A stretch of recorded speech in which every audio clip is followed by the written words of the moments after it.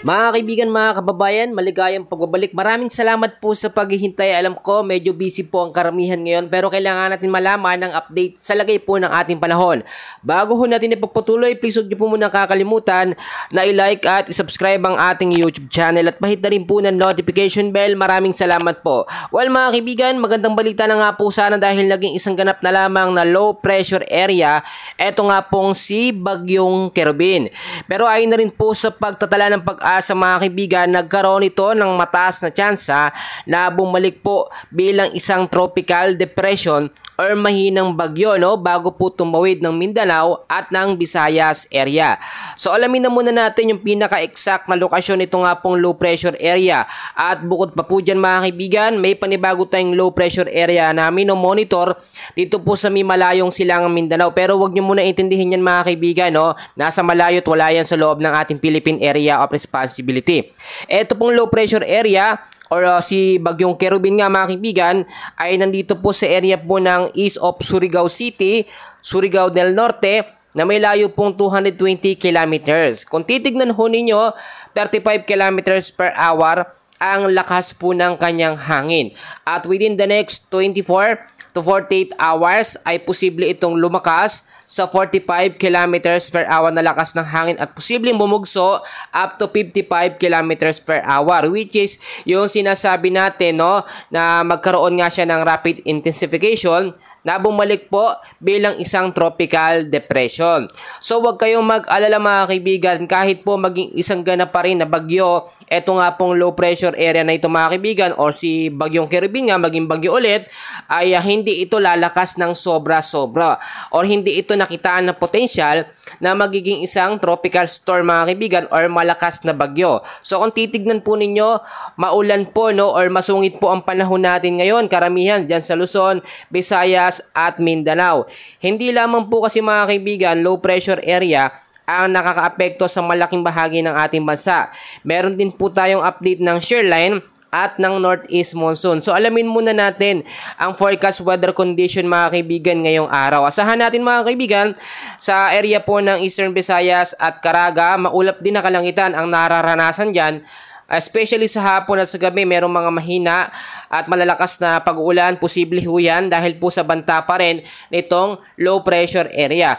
Low pressure area, mahina lang ito mga kaibigan, kaya hindi tayo masyado mag-expect ng malalakas po na pag-uulan. Magkagayon man, maging handa pa rin tayo sa posibilidad po na pagbabaha at landslide sa mga bahay at mga landslide prone area po mga kaibigan. Sa area po ng Visayas at ng Mindanao, tulad na aking sinasabi, bago ho tawirin, ito nga pong low pressure area, ang area po ng Mindanao at Visayas ay posible itong maging isang ganap ulit na tropical depression, itong LPA. Which is dyan po sa Visayas at Mindanao, maulap pa rin na kalangitan with scattered rains and thunderstorm po ang nararanasan dahil po sa trap ng low pressure area. So yung impact niyan, posibleng pagbabaha sa mababang lugar at landslide din po sa mga landslide prone area. Sa area ng Bicol region, kasama ang Quezon mga kaibigan, dito naman ho shear line naman ang nakakaapekto o yung pagkasalubong ng mainit at malamig na hangin. Kontrahan po yan mga kaibigan. Kaya nakakapagtaka na wala namang bagyo, wala namang sama ng panahon na banta ng bagong bagyo pero may mga pag-ulan. Hindi lamang po kasi tayo nagdedepende sa low pressure area o sa bagyo. Merong ibang weather system tulad na lamang po ng shear line. So inaasahan po posibleng pagbabaha sa mababang lugar at landslide sa mga landslide prone area. Diyan nga po sa mga lugar na aking nabanggit sa Bicol region at sa Quezon in case magkaroon ng malakas at tuloy-tuloy na pag-ulan sa hapon po at sa gabi. Sa area ng Cagayan Valley, Cordillera Administrative Region kasama ng Aurora, Oriental Mindoro, Marinduque at Romblon po mga kaibigan, asahan din natin ang cloudy skies with light rains. Asahan po natin yan dahil po yan sa hanging amihan or northeast monsoon. So wala naman ito magiging masyadong impact pero maging handa na lamang tayo mga kaibigan lalo na lalabas sa hapon at sa gabi o galayin nyo po magdala ng payong jacket kapote panlaban sa mga biglang pag-uulan po Normally ganyan naman talaga. Dito naman sa Metro Manila at malaking bahagi po ng Luzon, asahan din natin ang mga mahinang pag-uulan sa hapon at sa gabi dahil din po dito sa northeast monsoon. So balikan natin mga kaibigan, dahil nga po sa banta nitong LPA, shear line at northeast monsoon ay meron po tayo ngayong nakataas na heavy rainfall outlook Hindi lamang sa LPA, sinasabi ko kasama dyan ng shear line at northeast monsoon. Ngayong araw din mga kaibigan, no, December 19, heavy to intense rain na merong 100 to 200 millimeters na pag-uulan ang inaasahan sa Sorsogon, Northern Samar, Eastern Samar, kasama ang Biliran, Leyte, Southern Leyte, Dinagat Island at Surigao del Norte. Moderate naman to heavy rains na merong 50 to 100 millimeters sa Quezon, Camarines Norte, Camarines Sur, Catanduanes, Albay, Masbate, Cebu, Bohol, Camiguin, Misamis Oriental, Agusan del Norte, Agusan del Sur at Surigao del Sur. Asahan naman natin pagdating naman kinabukasan mga kaibigan ng December 20, no? Heavy to intense rain na merong 100 to 200 mm sa pag-uulan sa Catanduanes, Albay, Sorsogon, Northern Samar, Eastern Samar, Biliran, Leyte, Southern Leyte, Dinagat Island at Surigao del Norte. Moderate naman to heavy rains na merong 50 to 100 mm bukas ho yan sa Quezon, Marinduque, Romblon, Camarines Norte.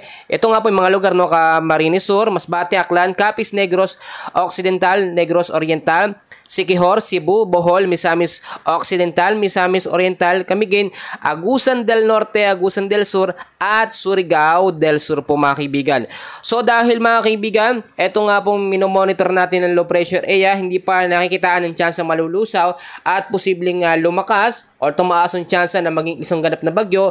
Bukod po dyan, ay meron din tayong minomonitor na panibagong low pressure area dito po sa may malayong silangan po ng Mindanao, no? Ito po as of now ay tinatawag natin na Invest 97. Pag sinabi nating Invest 97 mga kaibigan or Invest, ito po yung pamumuo ng kaulapan. In short, low pressure area or LPA na may lakas po ng hangin na 35 kilometers per hour. As of now, mga kaibigan, wala itong direktang epekto sa malaking bahagi ng ating bansa at napakaliit pa maging isang ganap na bagyo o chance na maging isang ganap na bagyo sa loob ng 24 oras. Pero hindi po natin inaalis yung chance na magbago yan dahil nga po mabilis magbago ang panahon natin. Kung nakikita nyo, LPA pa lamang pero minsan nag-i-intensifies kasi yan eh.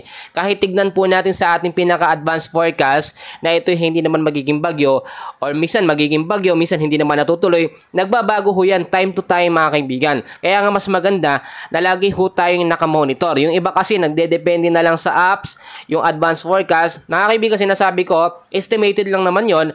Mas maganda pa rin yung real-time na update mga kaibigan. Kaya nga lagi dapat kayo nakaantabay sa ating update, no? Para mabilis po kayong mamonitor. So mga kaibigan, asahan din natin, no? Bago sumapit ng Pasko, medyo magiging maulan. Pero yung tsansa ng malalakas na bagyo o malakas na bagyo, wala na ho yan mga kaibigan. At eto yung sinasabi ko mga kaibigan, hindi natin niro-rule out, no? Hindi natin kinukuha yung chance na magiging bagyo yung LPA na panibago sa malayong silangang Mindanao.